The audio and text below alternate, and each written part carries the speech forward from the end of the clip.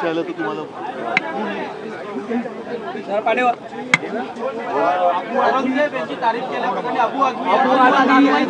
अबू आझमी यांच्या वक्तव्याचे पडसाद उमटत आहेत. त्यांच्यावर निलंबनाची कारवाई झालेली आहे. ज्या पद्धतीनं औरंगजेब यांचं उदात्तीकरण बघा, काल सुद्धा मी बोललेलो आहे आणि या विषयावरती वेगळं काही बोलण्याची गरज नाही. कोणी जरी असला आणि त्यांनी जर का आमच्या छत्रपती शिवाजी महाराज, छत्रपती संभाजी महाराज आणि जी जी आमची महाराष्ट्राची दैवत आहेत त्यांच्याबद्दल अपशब्द काढले तर तो कोणी असला तरी त्याचा मुलाहिजा न ठेवता त्याला चांगली अद्दल घडेल अशी शिक्षा झालीच पाहिजे, ही सगळ्यांची मागणीच आहे. त्याच्यामुळे निलंबन किती मिनिटासाठी, तासासाठी, दिवसासाठी केले कल्पना नाही मला नाही, पण पुन्हा असं कोणाची बोलण्याची हिंमत होता कामा नये आणि या सरकारची जबाबदारी आहे की कठोरात कठोर शासन त्यांनी केलं पाहिजे. निलंबन तर कायमचं केलं पाहिजे असं मला आमदारांसाठी आज छावा या चित्रपटाचा विशेष खेळ आयोजित करण्यात आलेला आहे. काय छावा या चित्रपटाचा कोणी केला? महायुती सरकारच्या वतीनं आमदारांसाठी आयोजित केला गेला. मी ही कल्पना ज्यांनी मांडली असेल त्याचं जाहीर अभिनंदन करतो, कारण महायुतीमध्ये केवळ संभाजी महाराजांबद्दलचा छावा चित्रपट आज दाखवत आहे, पण शिवाजी महाराजांचा पण चित्रपट दाखवला पाहिजे. जे खास करून सुरतेला पळून गेले, त्यांना स्वराज्यासाठी सुरत लुटणारा आपला राजा कसा होता त्याचं शौर्य हेही समजलं पाहिजे. ज्यांनी स्वराज्यासाठी धर्म न सोडता मेलो तरी 72 हे नुसतं बोलून नाही तर दुर्दैवाने त्यांना ते भोगावं लागलं. त्या संभाजीराजांचा पिक्चर या गद्दारांना दाखवलाच पाहिजे आणि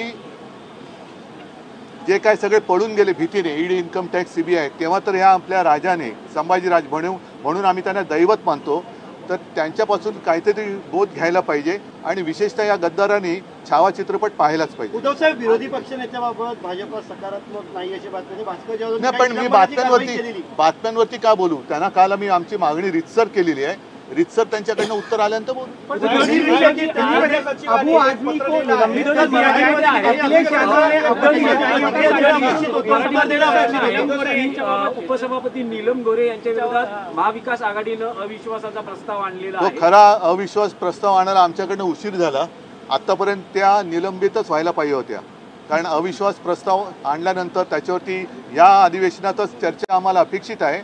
आणि कोणी जरी असलं तरी ज्यांनी जर का त्या एखाद्या नियमाचा किंवा कायद्याचा भंग केला असेल आणि अविश्वास ठराव ज्या कारणासाठी आणले ती कारणं तुमच्यासमोर येतील, पण पक्षांतर हाही एक विषय आहे. तर मला असं वाटतं यापूर्वीचा ठराव आणला पाहिजे होता आणि मंजूर व्हायला पाहिजे होता. 24 वर्ष म्हणजे 4 टर्म त्यांना आमदारकी दिल्यानंतर इतके गंभीर आरोप करतात. पक्षांनी काय त्याच्यावरती भूमिका आहे? कारण पक्षाने पक्षप्रमुखांवरती त्यांनी आरोप त्याच्याबद्दल सगळ्या महिलांनी, माझ्या ज्या शिवसेनेच्या रणरागिण्या आहेत, महिला कार्यकर्त्या, त्यांनी प्रतिक्रिया दिलेल्या आहेत, सगळे शिवसैनिकांनी दिलेल्या आहे. मी अशा प्रश्नाला कधी उत्तर देत नसतो. शिवसैनिक पुरेसा समर्थ है. अबू आझमी को निलंबित किया गया है. परमानेंटली करना चाहिए. कितने दिन के लिए किया है? बजट सत्र का क्या मामला होता है? वो 2-3 हफ्ता चलेगा, सप्ताह चलेगा, लेकिन परमानेंटली उसको निलंबन करना चाहिए. अखिलेश जी ने आपत्ति जताई, उनका क्या नहीं, है? उनको जताने दो. हम पूरे महाराष्ट्र ने उनके खिलाफ आपत्ति जताई है और अगर वो चाहते तो वहाँ से चुनकर लाए. किसी को सस्पेंड करने से सच छुपता नहीं है, ऐसे अखिलेश यादव ने कहा. सच का मतलब क्या है? सच वो जानते हैं. नीलम गोरे के खिलाफ आपकी तरफ से, महाविकास आघाड़ी की तरफ से नो कॉन्फिडेंस मोशन लाया गया है. देर हो गई है, लेकिन अब इस सत्र में हमने लाया है और पूरे महाविकास आघाड़ी ने मिलकर लाया है.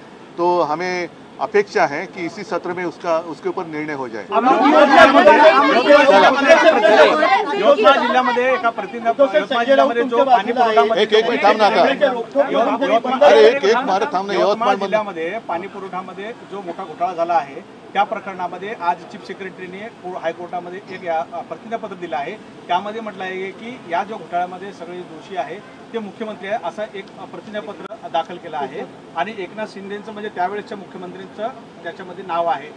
अशा प्रकारे हे काम काय होतं? हे पाणी पुरवठा विभागाचं नळ जोडणी. नळ आता कळेल कोणाचे नळ कोणाबरोबर जोडलेत. म्हणजे चला धन्यवाद.